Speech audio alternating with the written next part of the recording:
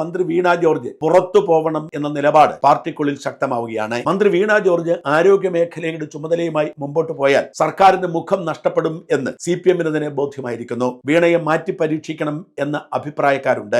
വീണയെ മാറ്റി പകരം ശൈലജ ടീച്ചറിനെ കൊണ്ടുവരണം എന്ന നിലപാട് പലരും ഉയർത്തുന്നുണ്ടെങ്കിലും പിണറായി അത് ആഗ്രഹിക്കുന്നില്ല. തന്റെ ഭരണത്തിന്റെ കുറവായി അത് ചിത്രീകരിക്കുമെന്നും ആ ക്രെഡിറ്റ് എല്ലാം ശൈലജ ടീച്ചർ കൊണ്ടുപോകുമെന്നും ആശങ്കപ്പെട്ടുകൊണ്ട് പിണറായി അതിന് വഴങ്ങുമെന്ന് കരുതുക വയ്യ. അങ്ങനെയെങ്കിൽ മന്ത്രി എന്ന നിലയിലൊരു ചുമതല മറ്റാർക്കെങ്കിലും കൊടുത്ത് വീണയെ മറ്റൊരു വകുപ്പിലേക്ക് മാറ്റണം എന്ന അഭിപ്രായം കൂടി ഉയരുന്നുണ്ട്. ഇതുവരെ പിണറായി വളരെ വിശ്വസ്തയായി കരുതിയിരുന്ന മന്ത്രി വീണ ജോർജ് ഡോക്ടർ ഹാരിസിന്റെ വിഷയത്തിൽ നടത്തിയ അഭിപ്രായ പ്രകടനം പിണറായിയെ ചൊടിപ്പിച്ചിട്ടുണ്ട്. എല്ലാം സിസ്റ്റത്തിന്റെ തകരാറാണ്, തന്റെ തകരാറല്ല എന്ന് വീണ ജോർജ് പറഞ്ഞത് പിണറായിയെ വല്ലാതെ പ്രകോപിപ്പിച്ചിട്ടുണ്ട്. എല്ലാം നന്നായി പോകുന്നു, എല്ലാം ഭംഗിയായി പോകുന്നു, ബാക്കിയെല്ലാം കള്ളത്തരമാണ് എന്ന് പിണറായി പറഞ്ഞുകൊണ്ടിരിക്കുമ്പോൾ സിസ്റ്റത്തിന്റെ തകരാറാണ് എന്ന് വീണ ജോർജ് പറഞ്ഞത് തന്റെ വിശ്വാസ്യതയെ ബാധിക്കുന്ന തരത്തിൽ മാറി എന്ന പരാതി പിണറായിക്കുണ്ട്. ഡോക്ടർ ഹാരിസിനെതിരെ പിണറായി രംഗത്ത് വന്നതുപോലും സിസ്റ്റത്തിനൊരു കുഴപ്പവുമില്ല, കുഴപ്പം അവിടെ ഇരിക്കുന്ന ഡോക്ടർ ഹാരിസിനെ പോലുള്ളവർക്കാണെന്ന് തെളിയിക്കാനാണ്. വീണയും അതേ നിലപാട് ആവർത്തിച്ചതിലുള്ള അസ്വസ്ഥത പിണറായിയെ ബാധിക്കുമ്പോഴാണ് ഇപ്പോൾ മെഡിക്കൽ കോളേജ് കെട്ടിടം താഴെ വീണ് ഒരാൾ മരിച്ചതും